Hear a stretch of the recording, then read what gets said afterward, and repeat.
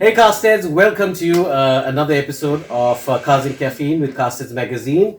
And today we decided we're going to take it out of the usual office space and bring it more closer to home for you diecast collectors. We've actually found a beautiful shop here in Gravesend where CastHeads magazine is currently based. So if any of you are in Gravesend or in the area of Gravesend, give us a shout because you could be actually the next person on our little podcast right here at the Gravesend Model Center. Now this is down the Heritage quarter section of the town. So you can find them on Facebook obviously, and you can check out the website. They've got a lot of stuff online. Now Gravesend Model Center started primarily off as a point for selling railway stuff, but over the last few years diecast model cars have been gaining quite a bit of ground, especially with the younger community and the younger collectors.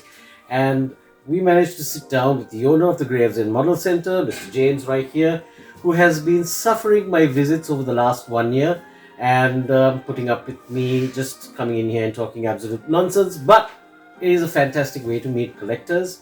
And we've met quite a few interesting people who do very interesting things with their diecast collections. And lots of interesting stories coming up from this quarter to you guys. But for now, let's say good morning to James. Hi, James. Good morning, Nigel. Very well, thank you. Thank you so much for having us over here. You're most welcome. It's always a pleasure. And thanks for having this wonderful little place where diecast collectors like myself can come and find some sort of peace of mind. To be honest, it's like Zen for diecast. Most people don't say that. They say, "God, you got a lot." Well, we have our own sort of yoga, and what's interesting is I brought along some newer models that you probably haven't seen before from brands that you haven't seen before. So that's going to be interesting. But kicking things off, how long has the Gravesend Model Center been in operation? We're now in our 7th year. 7th year. Prior to that, I used to have a shop with my ex-wife down in Rochester. So we've been doing die-cast railway models, war games for the last 15 years. So we're not new to it. But since we opened here, the amount of die-cast we sell has increased compared to, it's now our second biggest seller. Right. So railway is still the biggest seller, but then it's the most expensive. So whereas you may be able to buy a jaded car for, I don't know, 20, 30 pounds, right, you don't get a railway engine for that sort of price. Mm-hmm. So in volume, it's cars, but in actual turnover, it's trains.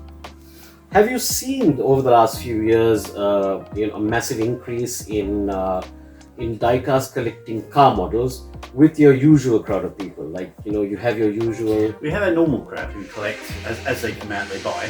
But Mm-hmm. we are now getting a lot more youngsters coming who are buying the sort of the green light cars, the little 164s. The parents come in, they'll let them have one for their pocket money and things like that. Do you find a lot of adult collectors buying model cars? Yes, that's why we do the cheaper end as well as the more expensive. Because Dad will come in and buy his expensive car, and then he'll buy a little one for Junior. One, it makes Junior think he's still part of the collecting bug, and also it lets Dad off the hook. So out of all the brands that you have in 164, I know you have Green Light. What are the other models that you sell? Virago, Jada, Corgi, Green Light. We do the Amazon cars. We do Raystar. There's a whole selection of new and second-hand vehicles that we do. Right. So what I've done for the benefit of our CastHeads viewers here in the UK and in the States, a lot of them don't realize that there are some really cool brands out there that are coming out with some really cool new stuff, and I brought some of them along to show you. I'd like to kick off things with this Tarmac Works model. This was actually produced by Tarmac Works because they sponsored the racing team that took part in the Macau Grand Prix last year, and they sponsored the team with the Hello Kitty, and as you can see, it comes with a cool little booklet that talks about the entire story of the team and how it all came about. Your chassis number, I keep forgetting the words, your special edition number, so this is 1100, but just have a look at some of the details in that 164 scale model. Well, this is the thing now. The smaller cars, 164s, 143s, are getting as much detail, if not sometimes more, than the larger cars. They are little works of art. I mean, that's beautiful, isn't it? Yep, and that retails right now at around £20, £25. But these are again collector models because, as you can see, it's got the radio antenna, which is something you will never find on, a Hot Wheels or a Matchbox, simply because Matchbox are meant for more kids.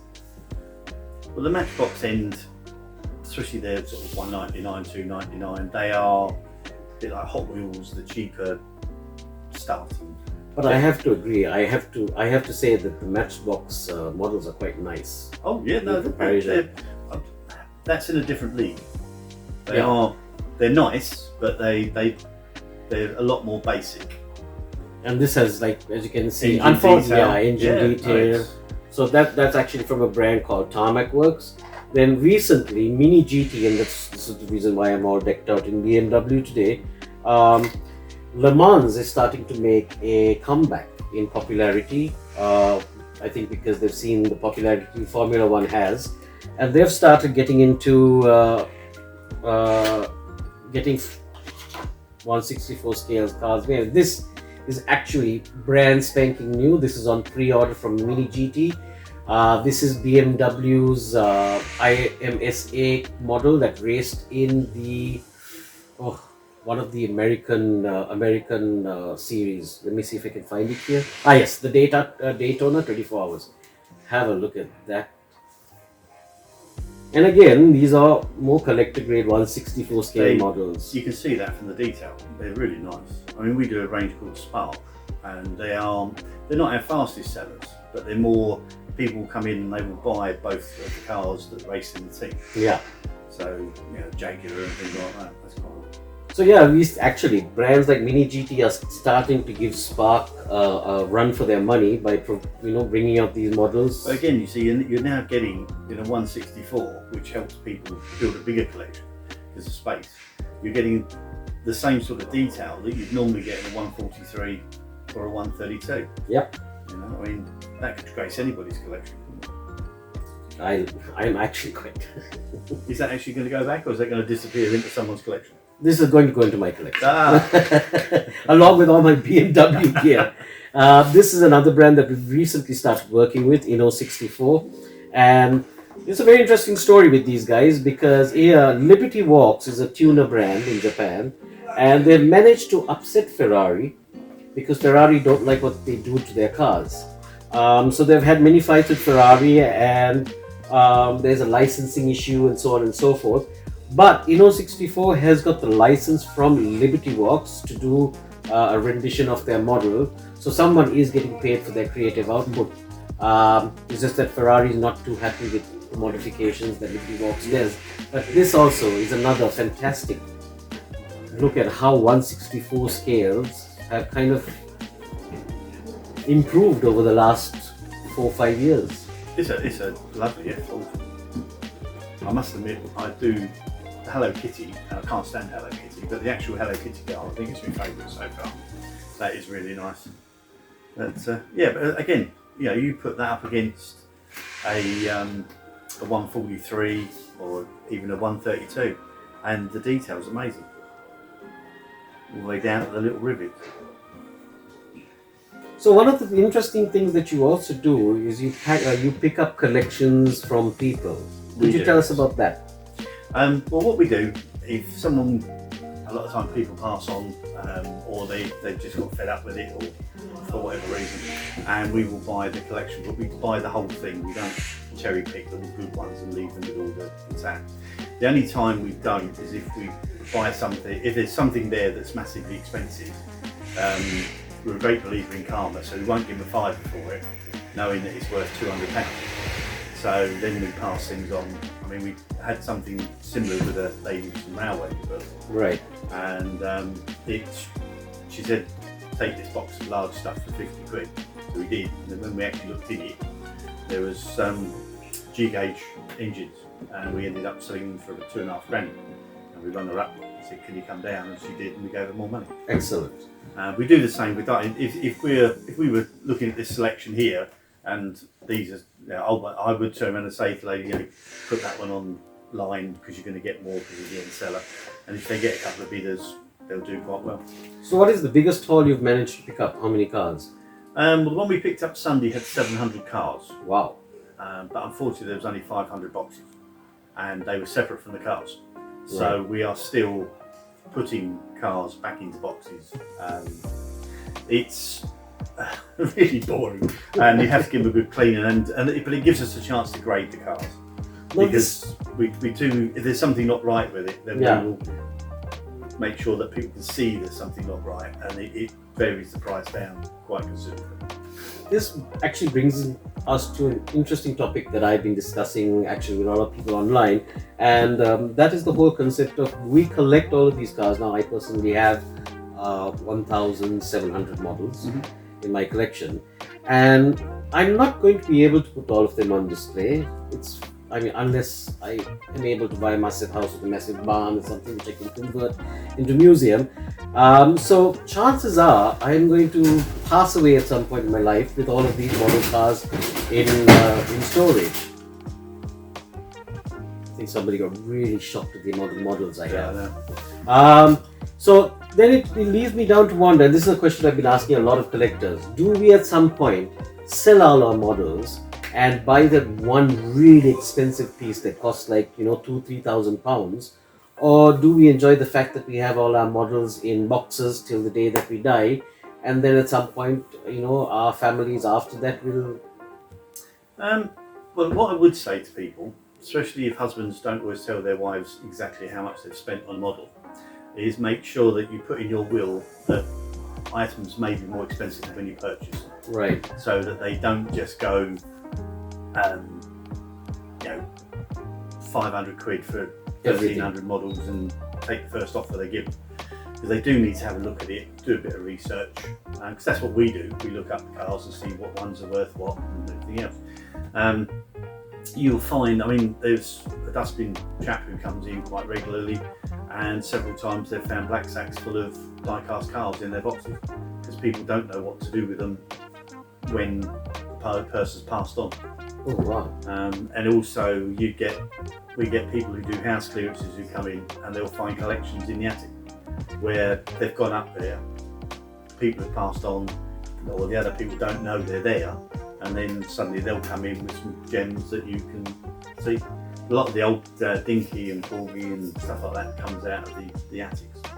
Actually, Corgi, they have a very strong second-hand vintage market, because I do see a lot of people picking up a lot of really old Corgis, like stuff that came out in the 70s and the 60s. Do you think that has a higher market than the newer Corgis? Yes. A lot of the time and also not just the unchanged cars, you can also get Code 3 cars where they're repainted back to the standard they were. If you look at some of the old Dinky cars and you actually run your hand along them, the actual metalwork is awful. You can feel pits. It's nowhere near the grade that we have nowadays. Yeah. And you can feel a lot of imperfections, and you can see imperfections, and you can see the fact that some of the Batman cars in 1966 come out with red wheels because they'd run out of black wheels. Yes. A young lady who used to come into the shop, she used to work in Gillingham, and when the Corgis and Dinkies used to come in, if there was an imperfection, they'd send it back. Because she said to me, if only I knew now what had happened then, I would have kept it. Do you want to check? Yeah.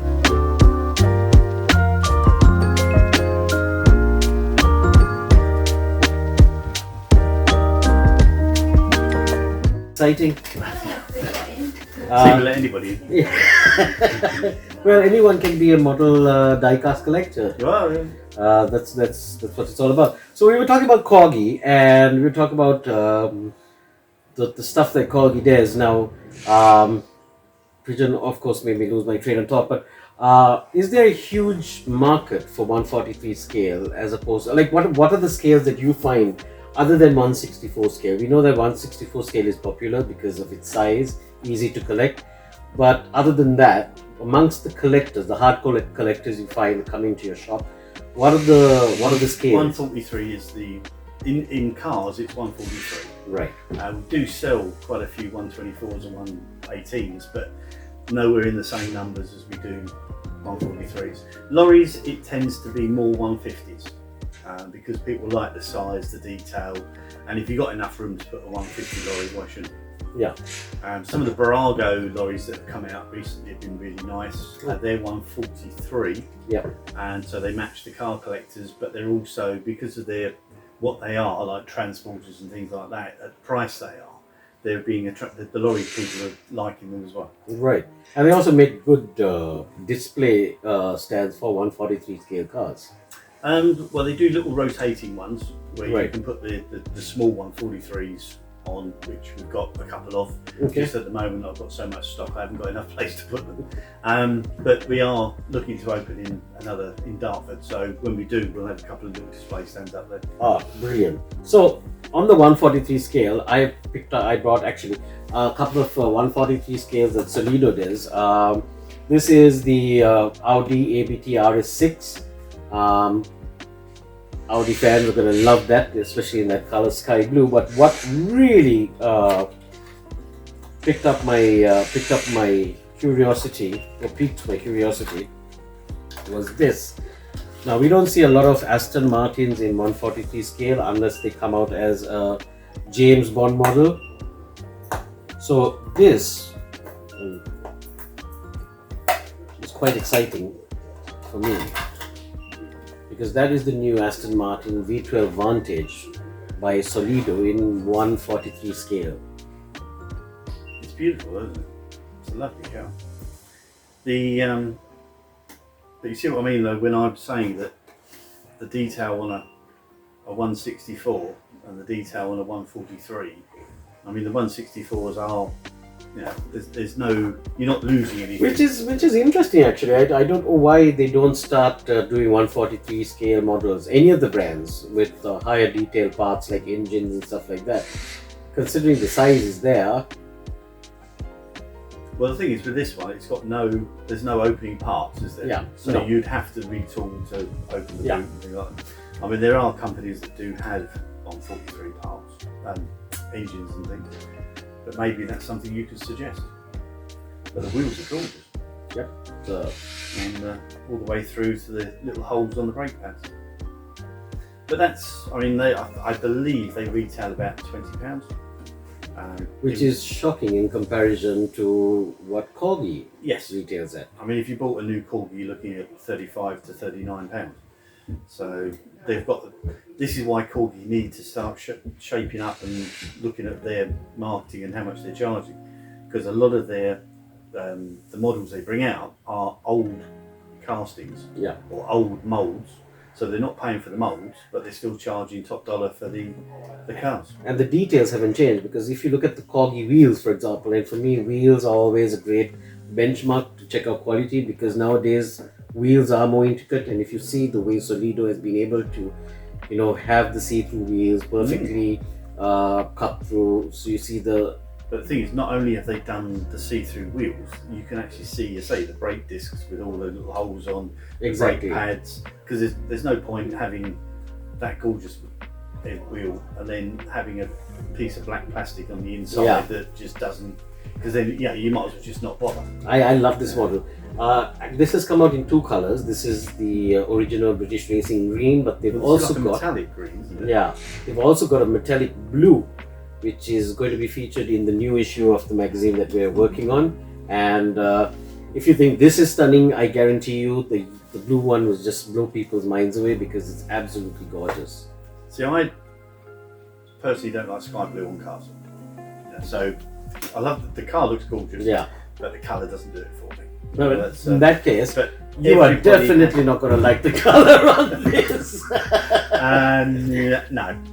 that's but everybody has their own taste. That's the You truth. know, Yeah, that's true. Just because I don't like the colour doesn't mean I won't bring it in. Yeah, Because I'm not buying for me, I'm buying for my customers. exactly. So it's but the actual detail on the car is lovely. There's no You know, there's no downside. And again, you've got superb wheels, and as you say, that's what you tend to look at. It's because the body shell is the body shell. Yeah, and the thing is, I mean, if the manufacturers are going to go to that level of detail with something like the wheels, then you know that they're going to put extra effort into doing the rest of the car as well. So, talking about cars and colors, I know you're not going to like this one, but this is one of the new models from. I like the car. The color is different, but. I do like the way they've done the metallic shading, and I mean, this is not the sort of paint. No, it's like on the real car. Whenever you look at it from a different angle, it shows a different colour. Yeah. So they've got like a pearlescence. Is that Yes. the right word for it? Yeah. I mean, they've done it really, really well. And but say the detail on the cars is really good as well. When you look inside, if I may, everything from the gear stick to the foot pedals is all nicely. And this is there. This is Jada's new line, their pink slips line, and the latest from their pink slips line. So they have put a lot of effort. As you can see, even the base, they've got this carbon fiber print to make it look more street tuner and street racing level. We are featuring two of the cars from this lineup in the new issue. So yeah, those are quite exciting. It's an RX-7 and a Supra. I like the RX. I mean, it's a lovely car. Again, but it's just say the colour doesn't do it for me. But, each to their own. That's what makes us all different, doesn't it? There we go. That's. But maybe you can write in and say to him whether you like the colour or not. I really like the colour. I think pink on cars is a very rare occurrence. So. Well, unless it's Fast and Furious. Unless it's. But that's the thing, right? Fast and Furious has actually redefined the way people look at cars. You were saying earlier when we were having a discussion about Corgi, outselling their Ford Mark II Escort, the Mexico model, and the reason why that was a sellout was because of the Fast and Furious movie. So I think one thing to show, as much as a lot of people don't like the movie chain, it has driven a lot of people. Yeah, it is actually. Yeah, go. So out of all the cars you see today that we brought for you, what do you think would be the most interesting for your customers in terms of collectors? Well, it's a double-sided coin. Yeah. I mean, I think people will love the little Hello Kitty because the details just blows your mind. It's amazing, really, on that one. But the 143 Vanquish is absolutely gorgeous. It really is. In a 143 car, it is really beautiful. The pink car, I'm not going to say anything about because it would be unfair because I'm not a lover of pink cars. I'm not a lover of blue cars. I'm not a lover of blue. But it's all personal taste. And what do you think about car model collecting in general, in terms of how you've seen the real model collecting grow? What do you think about car models? Well, I can say car models here, diecast as a general, because we don't break it up into the individual parts. But diecast in general is our top bestseller of the year. So it's really big here. We are noticing a move from the larger cars down to the smaller cars. One, because of space, because you can get an awful lot more cars in space for, in a 164 you could probably get about 60 the space for a 124 car. Yeah. So the people are moving down, but they're also buying more, and they are people are looking at cars like this and like this one, and they're saying, well, I don't want some miserable looking thing that's just come out of a cracker. They want a highly detailed car, and they're prepared to pay a little bit more for it as long as they don't go mad. Excellent. So I think there's a lot of hope for brands like Tarmac Works, 64, and even Mini GT to come into the main retail market space and start collecting. Well, yeah, I mean, we had a couple of pop race cars come through the other week to have a look at. And again, the detail on them matches a 143. So whereas before people would buy a 143 car to get the detail, they can now do the same in a 164. So, and it's, if you go by corgi prices, it's half the price. I mean, some of the green light, if you don't mind me bringing one over. No, I don't mind at all. I love green light. There's for $9.99, if I can get it off the hook. There we go. And you get all the detail. You know, it's a lovely little car. The wheels are okay. They're not as nice as the ones on there, but then this is it's set at a price. That's so the it's thing. price pointed. It's not a limited edition there. It's more a fun car. No, but I have to say, Greenlight is considered a collector's go-to brand, and the reason why they are able to sell their cars at that price point is because they don't have the minute details. Like, for example, this has plastic headlights, plastic rear lights, as opposed to Greenlight and Round 2, Johnny Lightning and all that have their headlights painted on. However, having said that, the way the tampos are printed on the green lights and Johnny Lightning and Auto World is still very high quality in comparison to something like Hot Wheels, for example. I don't sell many Hot Wheels. I tend to keep away from it because you can go up to some of these cheap shops and buy it cheaper than what I can purchase it as a wholesale. So I keep away from it. Also, some of their cars are very odd. Yeah, I think people don't. Some of the younger children like a car that's got machine guns and periscopes and all sorts of things on it. But a lot of the collectors want cars that look like cars. Yeah, and that's the difference. And when you buy a 72 car collection from them, you get what they give you. You don't get a choice. yeah. So, I mean, we do things like Batman from them because everybody loves Batman. Yeah, of course. Yeah, who doesn't like Batman? Yeah. I'm just completely distracted by the green light thing. I'm thinking of all these cars I want to pick up from there. Final question. Do you think people coming to the store outweighs people buying online, or do you find that people still like to come into the store and have a look at the cars and have a bit of a gander and go off? I think people like to come and see what they look like. And it's all right putting one online and you can see the car. We've got a website of our own. But a lot of people, unless they can't physically get here, they like to come in and have a mooch, see what the car next to it is. Half the time they'll probably buy a different car to what they actually came in for. Which has happened to me, actually. Yeah. You sort of see this one online, you think, and then you come in and you go, but there's that one. Oh, you know, and they'll buy, or sometimes, luckily for us, they'll buy 2 or 3. Not really. So, you know, but I think people still like to pick things up. And, I mean, you could do a picture of that. You really like that Hello Kitty because you've really been picking that one up a lot. It's a gorgeous little car. But you can, when you see a picture of it online, it's not quite the same to seeing it in the flesh. It's a bit like going to a concert, you see the band. Yeah. Or you could sit at home and watch it on TV.